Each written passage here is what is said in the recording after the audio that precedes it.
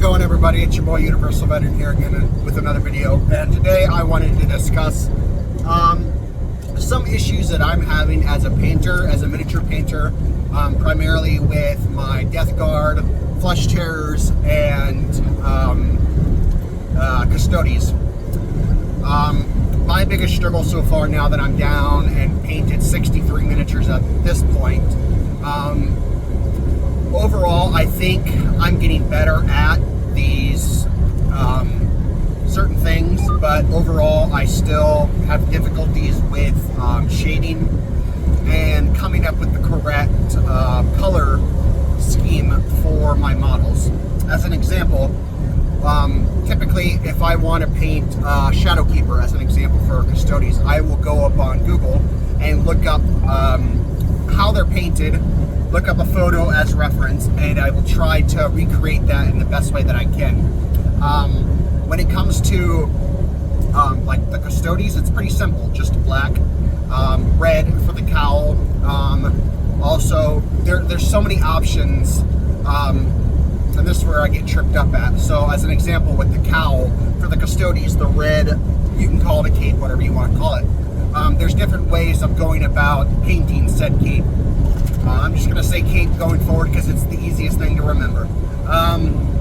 So as an example, you could go Abaddon Black for a primer, then you could put Rhinox Hide, a brown over top of that. From there, you can then use Mephiston Red and kind of cover the outlines and all of the recesses. And then from there, it's pretty much highlighting down to from the darkest to the lightest. But for me, it's always difficult trying to find the correct color that is lighter than the others. What I mean by that is you can obviously tell that orange is going to be darker than a yellow, right? So you want to apply a red and then an orange. You can do that maybe in the center of the highlight of the cape, right? And then the yellow you can use on the edges to try to bring everything out. But where I get fucked up at is when they're requiring multiple reds. So I have good eyesight, but I'm shit when it comes to color recognizing. So when I see a Mephiston red and a Khorne red and a Blood Angel's red, a Ball red, Blood for the Blood God, and then Flush Terror's red, I'm just like, what fucking color is first? I can't tell, because you have like two colors that look similar, like let's just say Blood for the Blood God, and then you have Flush Terror's red. They're kind of similar, but when applied on the model, it comes out differently after it dries. So when it comes to like stuff like that, I struggle a lot, and I have to watch a lot of videos. Same thing with if I want to go into something more detailed, you know.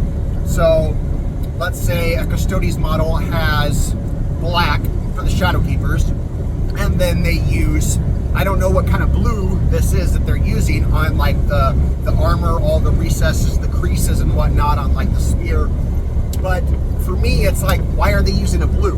Why are they using a light blue when they could be using a celestial gray? You know, why not use a gray that is lighter, like that's closer to a black compared to like a blue? But then when I look at it, I look at their model on Google, and it's like, the blue looks great, you know, and it's like, how the fuck does that match? That makes no sense when my entire model is gold, red, silver, and black. You know, how the hell does blue mix in all this? So for me, it's like a trial and error almost. And then I end up in a situation where I hate what I've done, but it's like, at this point, I've already finished painting it. So it's like, well, I'm on the last step of everything, because the highlighting is the last step that I usually do. So it's like, well, fuck it, just keep it how it is.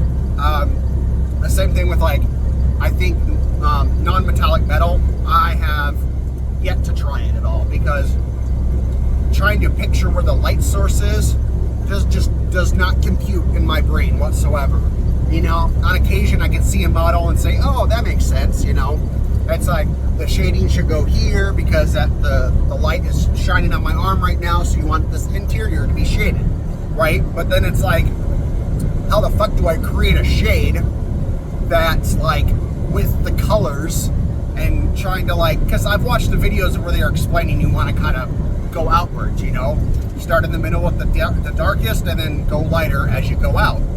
But for me, it's like, watching, it sounds simple enough, but it's like actually applying it to the model, and as I'm painting, trying to think about where the hell all of the shading is on like the body. It's just, it doesn't compute. But then when I step back and I like look at the model, like from an outward perspective, when I'm not painting it, it's like, yeah, that makes sense. That makes sense. But the moment I pick up the brush and start looking, I'm just like, I don't know what to do here. So shading, fucking hate it.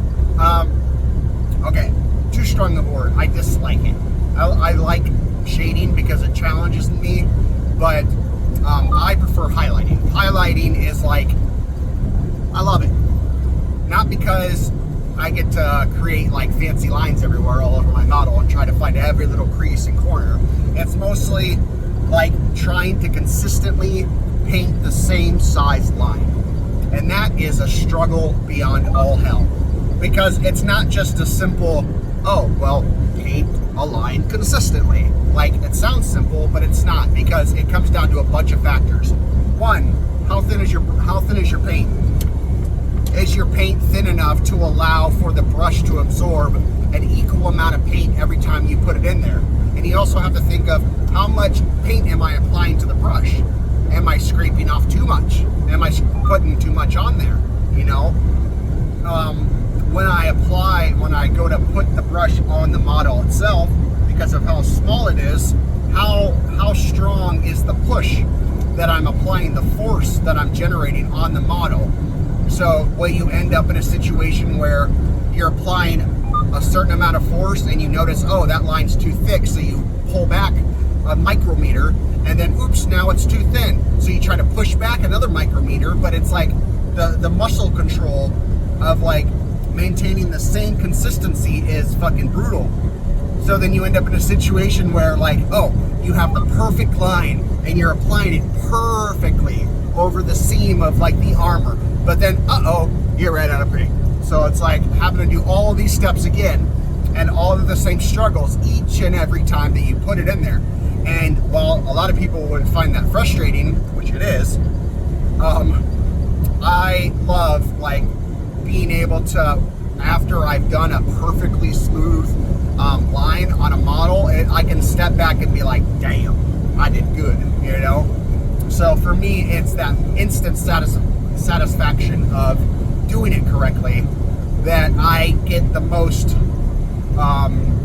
joy out of. The entire process of getting from priming to the highlighting is not as enjoyable to me as actually highlighting the model overall. The only thing I do not like doing is, with the highlighting, is painting highlights on like a Death Guard unit, because there's so many poxes and boils and pustules and creases and lines.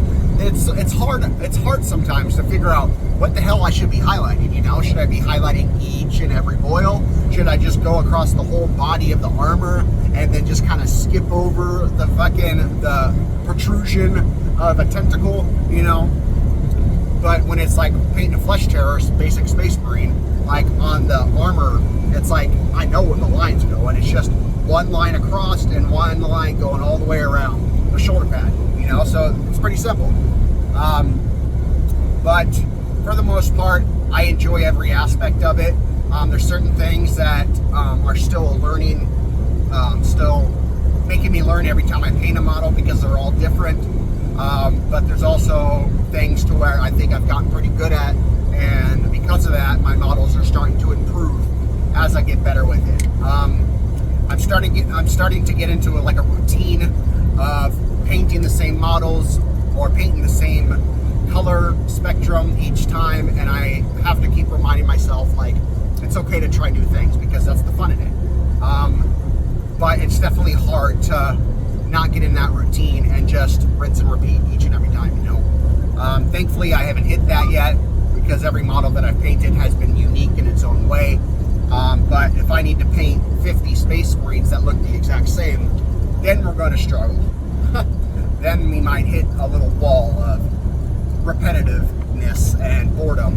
But thankfully, I'm 3 months in, 63 miniatures painted, and I haven't got bored yet. So I just wanted to make this video, not really short, but just give you a little bit of my insights about what I still struggle with when it comes to painting miniatures. But if you did enjoy this video, drop a like down below. Peace out as always, and have a nice night, guys.